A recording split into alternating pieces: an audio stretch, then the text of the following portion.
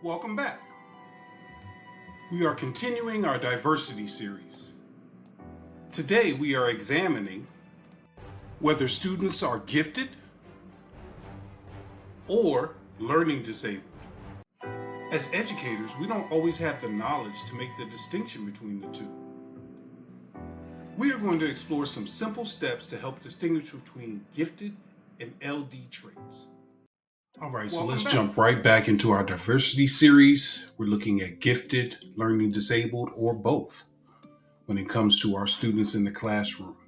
So we're going to have an overview of purpose, look at some key traits and characteristics, look at the strategies and benefits, and close out with some keys to remember. So why does identification matter when it comes to gifted/learning disabled? It ensures appropriate academic support. If we misidentify the student as possibly learning disabled versus gifted, we're not addressing the core issue. The student is not disruptive or bored because they can't do what's being presented. They are probably, if we misidentify, they are probably, bored or disruptive because they are more than capable of what is being presented and they don't see it as a challenge. So the identification allows us to support them properly. It prevents misidentification and misservices. It promotes student confidence and achievement, and it supports social emotional well-being. If you properly identify the student and you support them correctly, it helps them understand, hey, there's nothing wrong with me. I just need additional support versus them being or viewing themselves as problematic. So the top 3 profiles, if you go deeper into the educational psychology books or just general psychology books, you may identify other profiles, but the top 3 profiles, we have gifted. That means they have advanced abilities or potentials. We have learning disabled, significant learning challenges exist, or they may be twice exceptional, meaning they're gifted and learning disabled simultaneously. And this can be problematic, especially for a classroom teacher. You're focused on lesson plans, you're focused on attendance, you're focused on engaging activities. The wherewithal to properly identify, you're like, hey, that's what the counselor's for, that's what the other support in the building is for, that's what the tag program is for. But often, especially nowadays, some of those, entities and departments are reduced. And so they may not have the ability in a timely manner to help you identify the difference between learning disabled, gifted, or twice exceptional. So having this in your back pocket to just give you some awareness and start the process is good. The key to remember is some strengths and weaknesses may be masked by each other, meaning it may be hard to determine the distinction between the gifted and the learning disabled aspects if we don't look closely. Okay. So some of the key indicators of giftedness: they have advanced vocabulary and reasoning, they have rapid learning and curiosity, they have creative problem solving, strong memory, or intense interests. Okay, so these are our gifted students. These traits may pop out. And the other thing to consider as the classroom teacher is these things may pop out in different ways. Okay, so creative problem solving may pop out as finding ways around doing the actual work, creative ways of getting out of doing the work, right? Or not doing the work and you call on them thinking that they're not paying attention and they have all the answers. And after they answer whatever question you have, they want to talk about, their particular interests. This is the kid who, did you know that there were 50 states and I know all the capitals of all 50 states, and, they have other interests. So these things may manifest differently than, as presented, but these are things that teachers can be on the lookout for to help identify their gifted students. In contrast, key indicators of learning disabled students: difficulty with reading, writing, or math. It could be a combination. Problems processing information, inconsistent academic performance, and challenges despite effort and instruction. So no matter how many times you present it, no matter how many times you differentiate it, no matter how many times, you try to, address their specific learning needs, there's still something there that is not addressed by your general education approaches. Okay. So these could be indicators of learning disabled students, and we want to take the steps to address them properly and get them the resources that they need. Now, lastly, the characteristics of twice exceptional students. So they have high potential with uneven performance. It's like you are exceptional in math, like you're like a genius in math, but with your writing, what's going on? Strong strengths alongside significant struggles. Again, you're exceptional at writing. You are the next,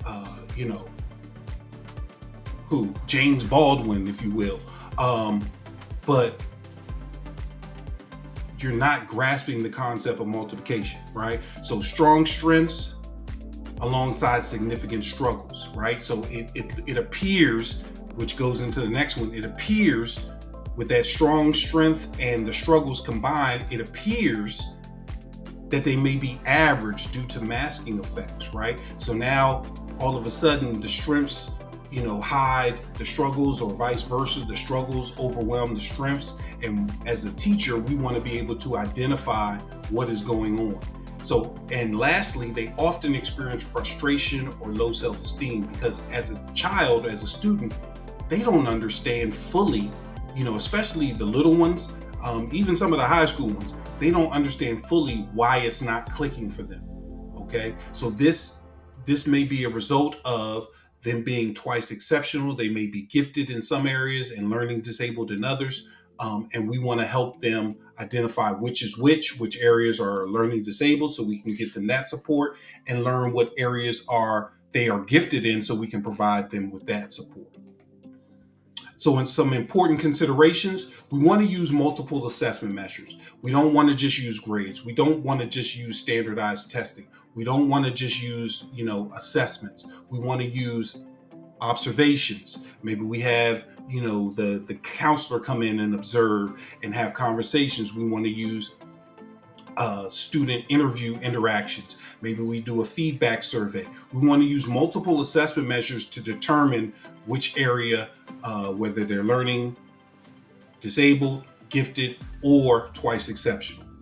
You also want to consider cultural and linguistic factors. I think I talked about this when we talked about the home language. Sometimes we misinterpret language barriers.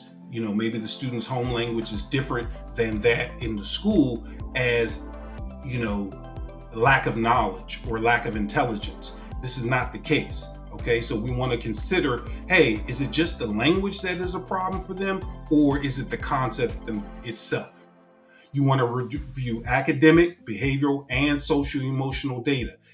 If you haven't, you probably have the academic, you definitely have the behavioral, because you wouldn't be considering this if there weren't some type of disruption in the classroom, and social-emotional data. So social-emotional data may be something you need to collect. You could do that, during a one-on-one conversation, or you could use, a survey. You could talk to the parents. You could do a variety of things to collect that data, but you want to have a holistic approach when you're determining whether the student is learning disabled, gifted, or twice exceptional.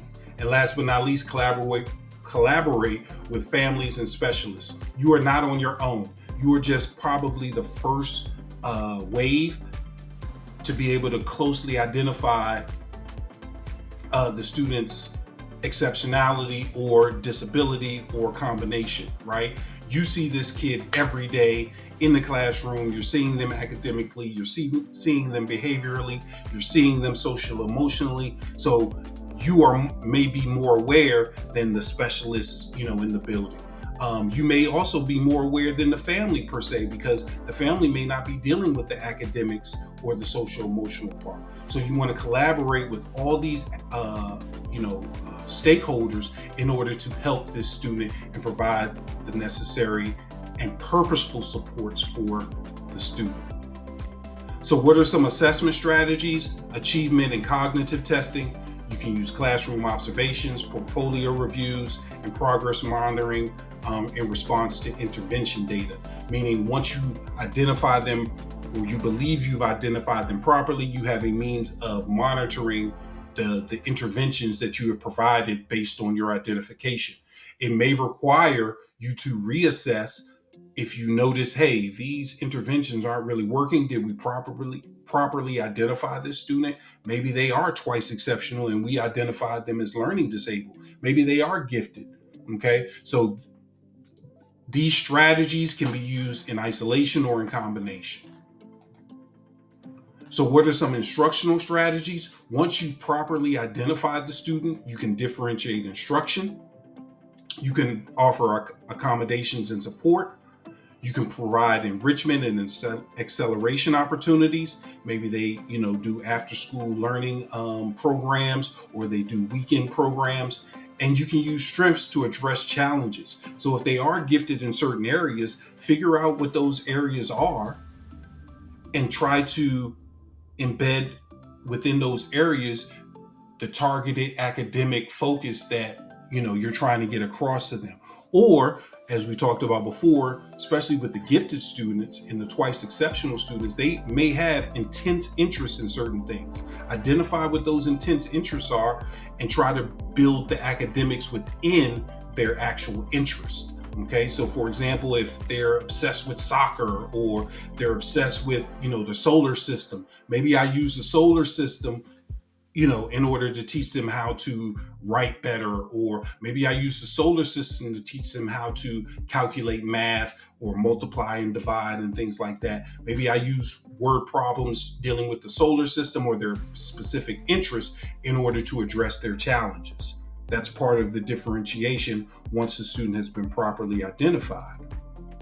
So what are the benefits of proper identification? You have improved self-awareness for the student, greater engagement and motivation, access to appropriate services, and increase in academic and personal success.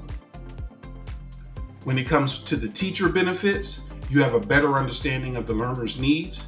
You have improved instructional planning because now your instruction is targeted and purposeful. You have more effective interventions because once you properly identify the student, now your interventions can align with that. And you have stronger teacher-student relationships because the student knows that you've taken the time to get to know them, properly identify them, and give them the support that they really need. What are the benefits for the school? More accurate identification practices, improved academic outcomes, enhanced equality and inclusion, and better use of educational resources. So when it comes to learning disabled, gifted, or twice exceptional students, some common misconceptions. Gifted students can't have disabilities. That's a misconception. As we see, they can be twice exceptional. Another misconception is high achievement always equals giftedness. That's not true, okay? It's not true. Just because I have straight A's doesn't mean I'm gifted. It means I understand the concepts, all right? Poor performance means lack of ability. Not necessarily true. You're listening to an example of that. Myself, I had poor, that's an understatement. I had piss poor academic performance, K through 12. It didn't mean I didn't have the ability. I was bored. 40 years later, I understand that. I didn't understand it at the time. And some of my teachers and instructors and parents didn't understand it at the time. Poor performance doesn't mean lack of ability. And last but not least, like we just talked about, one test alone can identify a student. One test alone cannot identify a student. That's a misconception. Okay, we need a holistic approach. We need to look at this kid in different settings. It could be the instructor that's the problem. It could be the environment, the school environment. It could be a bullying situation. We need to look at the whole student from a holistic approach, not just one test to determine whether or not this student is gifted, learning disabled, or twice exceptional. So some keys to remember: we need to look beyond grades and test scores, focus on both strengths and needs, use comprehensive assessment methods. We have to collaborate, whether it's with the specialist, the family, the student, Administration collaboration is essential, and support potential while addressing challenges. We don't want to just focus on the challenges and let their exceptionalities fall to the wayside, the things that they are doing well, because that can create low efficacy, right? Oh, I must be a problem. There must be something wrong with me because the things I do well, nobody cares about. They only want to, focus on, where I'm struggling. No, again, that holistic approach allows you to support potential while addressing challenges. So last but not least, a final reflection. Ask yourself this question: how would more accurate identification and support of different learners impact your school? How can this process impact your school? Thank you.